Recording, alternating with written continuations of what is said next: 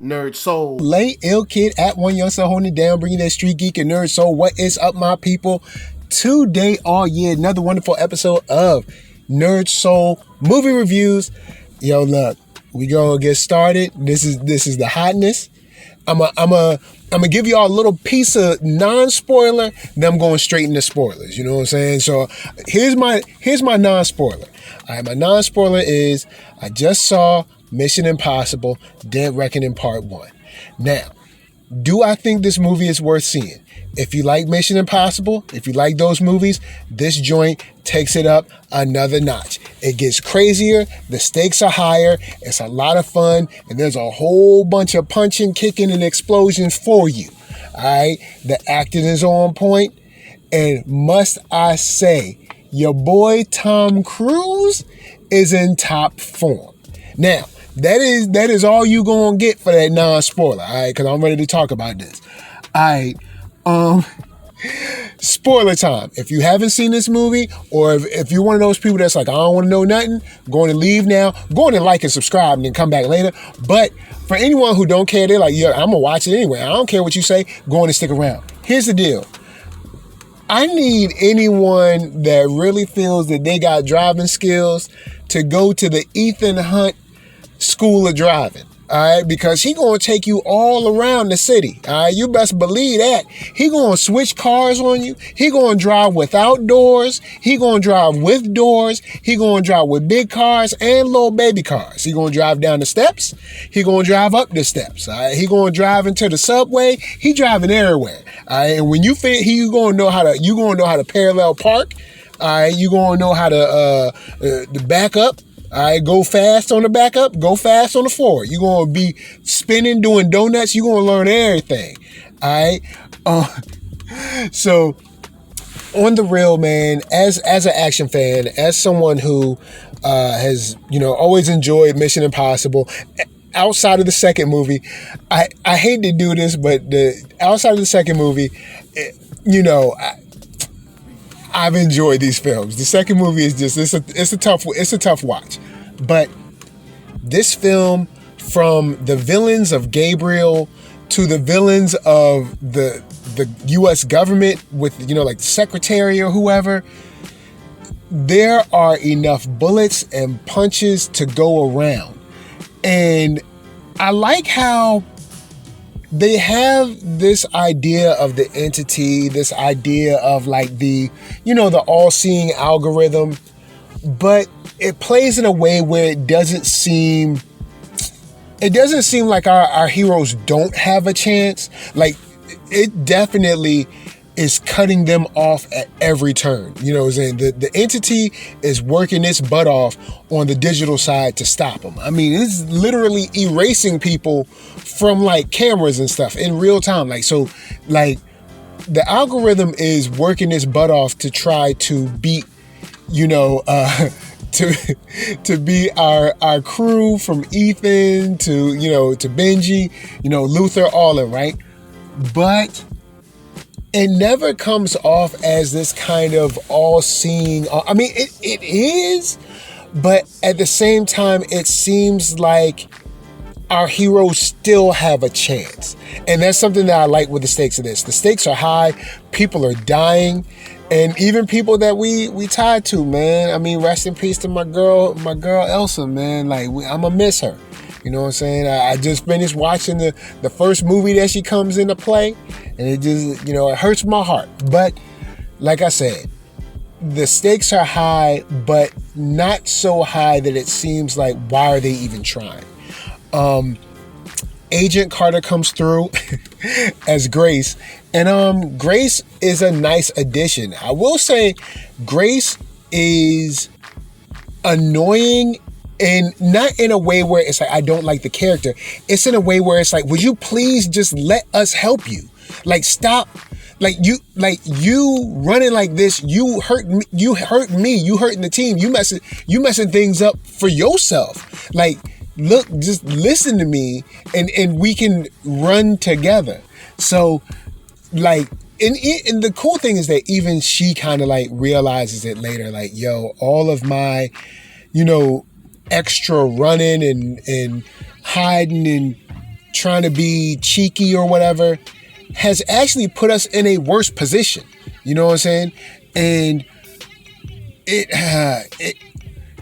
it's a good acknowledgement, but it does kind of it helps to show her and us through her the weight of this situation. Because, Grace comes through, she like, yo, look, I'm just coming to steal. I steal stuff. I steal, I don't kill. And she finds out real quick, all right, that there's people that kill and they don't care if you steal. You know what I'm saying? Look, they ain't got no problem slicing throats. They ain't got no problem blowing people up. They ain't got no problem shooting nobody. And her reaction to this seems so like pure and natural, because you are seeing someone who is used to being, on the wrong side of the law. So she's not new to, the taboo or, coloring outside the lines, I guess. But you can definitely see that she's like, whoa, people are dying now. And it definitely shows on her face, like, she's like, I did not know what I was getting into. Even Ethan is like, yo, you don't know what you stole, girl. Like, look, hey, you have no idea. But I like, the mask changing still works in this film. I mean, I know they do it every film, but it still works in this film. Seeing Luther and Benji, I guess, more involved in the field and more involved in the decision-making side is something that I enjoy, man. The airport scene. Matter of fact, look, let me say this before that I talk about the airport scene. There is no whack scene in this movie. Like, I'll say this. It's a good year for part ones, man. Like, part ones are probably the better movies of this year. Like, all right, if I was to say, like, the better movies of this year, we'd be talking about, like, Creed 3, Spider-Man Across the Spider-Verse Part 1, and Dead Reckoning Part 1. There's other movies that I like. Like, I like Transformers. I had a good time watching it, but these are definitely a cut above. And seeing how each scene is high detail, high action, high suspense. And when I say suspense, you're like, this movie opens up with a sequence where I'm like, yo, who cares about some submarine? But they're able to suck you in. And shouts out to all those actors that suck you in into like, yo, hold up, am I scared for these people? Like, what is going on, and why is this so important? But they lay the groundwork early on to let you know that this is not only a serious situation, but dangerous, not only due to the power of the entity, but also the fact that it is not able to be controlled. It's doing its own thing. It's literally kind of like controlling its own operatives, I guess you could say. And even to a weird sci-fi extent where Gabriel, who we see has a past with Ethan, Gabriel's in this coffin with like this digital mask that the entity is, I guess, I don't know, feeding him information or downloading into him. I don't know what it's doing, but it's doing something that ain't good. Don't nobody sleep like that. You ain't supposed to sleep like that. So it's definitely not good for our heroes. But in this, we get very early on a high stakes, high suspense, and very tense nature throughout the airport, throughout the club that they go to. Seeing that even Alana is scared of this entity and it being able to kind of predict the future to a certain degree, knowing people's nature and stuff like that, and also playing out probabilities. So it delivers more than just the spectacle, but also in kind of these moments that make you kind of sit forward a little bit and wonder, okay, if this person died, if Ilsa's gone, like, is someone else going to die in this? And like, how safe are these people? So I like that. I like the close quarters combat. I like the crazy action sequences. The train, man, like what they do in the train is like, normally I'd be like, hey, we've seen this before. And I think that Christopher McQuarrie and the crew and Tom Cruise are like, yeah, we know you've seen this before, but have you seen this with cayenne pepper? Have you seen this with some adobo? Have you seen this with some Tony C's? Have you seen this with some W sauce? Like, they're always throwing a little bit of extra flavor on stuff you thought you've seen before. Like, we've seen Chases Through Rome, but oh no, you ain't. They threw a couple extra tricks in there. We've seen the kind of like airport scene where you're kind of trying to track somebody, but they throw a whole extra hook in there with Benji and Luther and kind of keeping Ethan out of the loop and figuring out the situation with this bomb. It's exciting. It's honestly dope to see people trying. And on the action side, outside of like, I mean, I guess you could say like superhero movies are action films, but on action films that don't really have to do with superheroes, it's good to see people still taking chances, like John Wick 4, like this movie right here, where they're like, okay, we know that, you know, maybe a chase scene has been done, or maybe an airport scene has been done, or a train scene has been done, but how can we liven it up? How can we spice it up? How can we make, you know, the audience dive in a little bit deeper? Because honestly, if you told me like, hey, we're going to do a submarine scene, I'd be like, for what?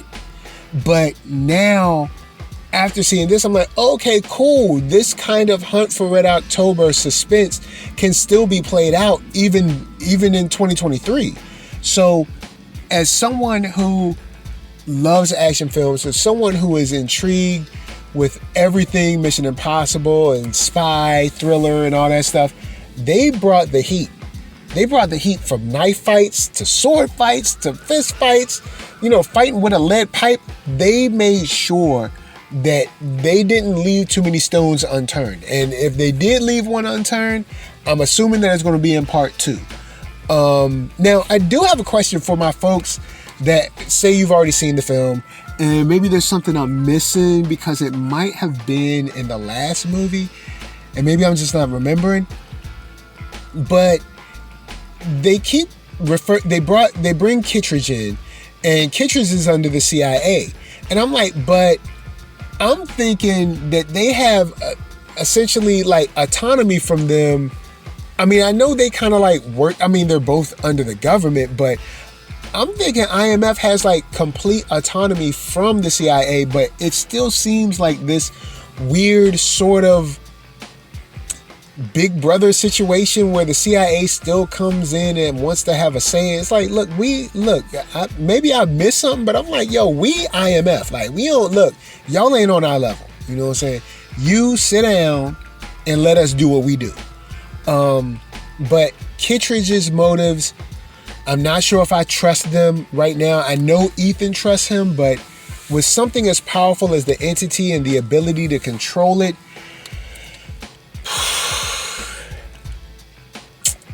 I don't know if I trust it or trust him, you know, at least not in this situation. We know that the secretary or whatever, not the secretary, whatever is, I think, was he, maybe he was the secretary. We know he's gone. So now we're only dealing with, you know, Kittredge and whether he's going to be straight up and at least forthcoming as you can be with Grace. We got Luther in the wind, but Luther's working on a way to try to stop the entity. I do like the fact that we all ended on, you know, everybody got a little something, you know, like for instance, the entity gets away with Gabriel, still has an asset for itself. But the lady did betray Gabriel and did tell Ethan not wear the submarine, but about the submarine. But then you have Ethan, he has the key, but he doesn't have a direct line because, of course, his team is kind of in the wind. I mean, you got Benji, but Benji is on his own. I mean, Benji has to do stuff as well as Luther, and also we don't have Ilsa, and there's no guarantee we're going to have Grace in the next film. So there are a lot of things at play right now where I like where we ended off. We ended off in a situation where nobody really has everything they want, and it's a great stopping point. Similar to the stopping point for Across the Spider-Verse, man. I enjoyed this movie a lot. This movie comes through on an action tip, and from the chases to everything else, it's just made me even more excited to go and rewatch, Rogue Nation, Fallout. I've already watched the other 4 because I was prepping for this movie, but I couldn't get the last 2 in because, hey, I got the little guy at home and he can't be watching stuff like that. So, do I recommend this? Yes. Do I think you should watch the bootleg? No. Not until after you watch it on the actual big screen, because stuff like this, small time stuff, online stuff just ain't going to do it justice. It's just not. You know what I'm saying? If this was like a rom-com or a comedy or some drama that takes place in one house, I'd be like, sure, man, you can watch the bootleg on that. But this, nah, man, you got to see this as big as possible. I'm gonna be honest. Like, this one is crazy. This one, it sure enough shows Tom Cruise top form. I would like to see a couple people come back because your team looking kind of slim right now, Ethan, your team looking real slim. But holla at me, I'ma holla at you. Down in them comments, NERDSoul, Facebook, Instagram, Twitter, TikTok, podcast, all that jazz. And until the next kidnapping, until the next mask reveal, until the next algorithmic danger in our lives, this is from me to you saying, peace.